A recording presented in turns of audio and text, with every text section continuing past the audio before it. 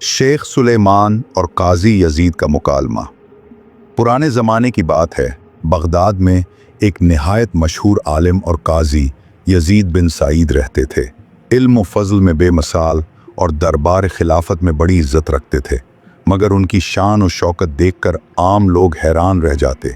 उनका महल संग मरमर से बना हुआ था। हर कमरे में रेशमी पर्दे, कीमती कालीन और खुशबूदार ऊद की महक फैली रहती। नौकर चाकर कतार दर कतार खड़े रहते और उनके दरवाजे पर हर वक्त हुजूम लगा रहता। उन्हीं दिनों मशरक़ी इलाकों से मशहूर बुजुर्ग और जाहिद वक्त शेख सुलेमान खुरासानी बगदाद तशरीफ़ लाए। शहर में उनकी करामत और नसीहत का चर्चा था।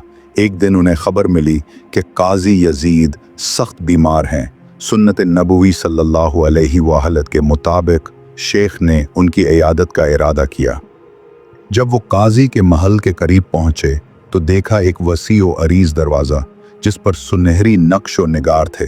दरवाजे के दोनों तरफ संग तराशी से बने दो बड़े सुतूनी इस्तादा थे। अंदर दाखिल हुए तो एक लंबी ड्योढ़ी, दोनों तरफ चरागों की कतारें और दरमियान में संगे मरमर का फर्श, जिस पर कीमती ईरानी कालीन बिछे हुए थे। आगे बढ़े तो एक बाग नजर आया।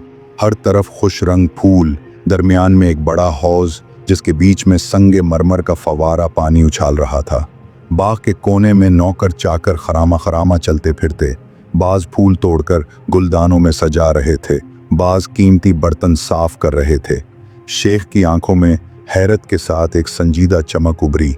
वो काजी के कमरे में दाखिल हुए तो देखा कि काजी यजीद एक नर्म व गुदाज मखमली बिस्तर पर नीम दराज हैं। चारों तरफ रेशमी तकिए और एक तरफ चांदी की बनी ऊद दान खुशबू उड़ा रही थी। काजी ने एहतराम से कहा, अहलन व सहला हजरत, तशरीफ रखिए। शेख सुलेमान ने बैठने से इनकार कर दिया और खड़े रहे।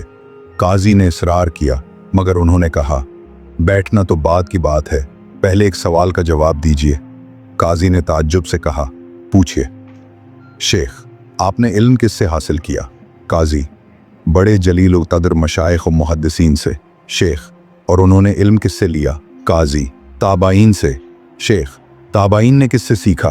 काजी। शेख ने संजीदगी से कहा, तो क्या आपने अपने इस सारे इल्म में कहीं ये पढ़ा है कि अल्लाह ताला के नज़दीक वो शख्स ज़्यादा बुलंद मर्तबा है जिसके पास आली शान महल, कीमती कपड़े और दुनिया की हर आसाइश मौजूद हो? काजी ने झिझकते हुए कहा, नहीं, ऐसी कोई बात न पढ़ी न सुनी।